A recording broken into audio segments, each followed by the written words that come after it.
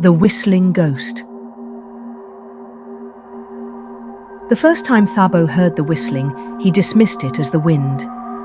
It came in soft, almost playful notes, drifting through the darkness outside his small rural home, carried on the cold night breeze. He peered through the window, expecting to see someone standing at the edge of his yard. But there was nothing.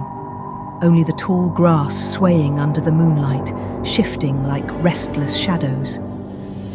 The second night, the whistling returned, closer this time. It started faintly from the trees beyond his yard. But as the minutes passed, the tune sharpened, the whistler moving toward his home. It wasn't the kind of song a person would whistle to pass the time. It was deliberate, each note creeping into his ears, slow and taunting. Thabo's skin prickled. He stepped onto the porch, his heartbeat quickening. "Who's there?" he called. Silence. The wind rustled the dry grass. Somewhere in the distance, an owl hooted.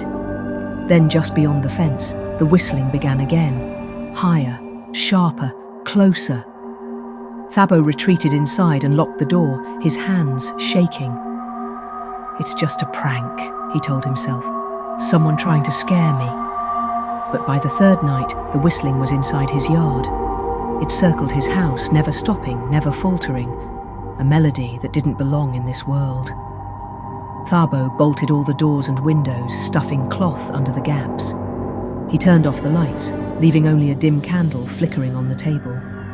His heart thudded in his chest as he sat in the center of his small home, clutching a knife. Then, the whistling stopped. The sudden silence was worse than the sound, and that's when he heard it. A slow, deliberate scraping against the wooden floor. His blood ran cold. The whistling was inside. His breath came in short gasps as he turned his head toward the bedroom door. A small, shadowy figure crouched there, just beyond the dim glow of his candlelight.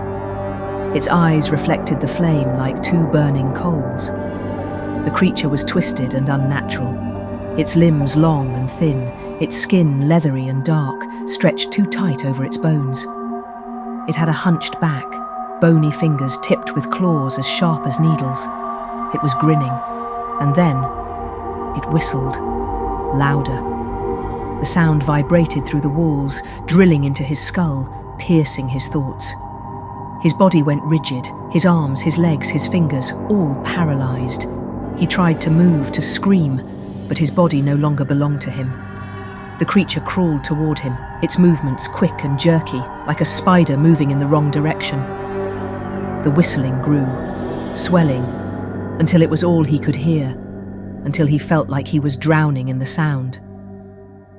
Thabo's eyes rolled back, his vision flickering between reality and something else.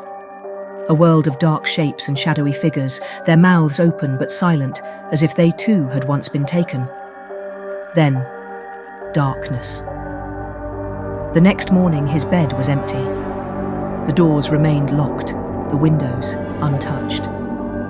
His neighbors came looking for him, but they found only his footprints leading in circles around the house. That night, as the village settled into sleep, a soft whistling echoed through the trees, waiting, searching for its next victim.